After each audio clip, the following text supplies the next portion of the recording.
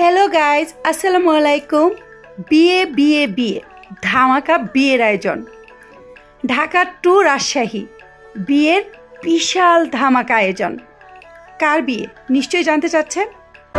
আলহামদুলিল্লাহ, সবাই জানে ইউটিউব, ফেসবুক, টিকটক, ইনস্টাগ্রাম সব কিছু জুড়ে রয়েছে আমাদের সাথে প্রিয় ভাইয়া, ইউটিউব ব্লগার আলামিন ভাইয়া।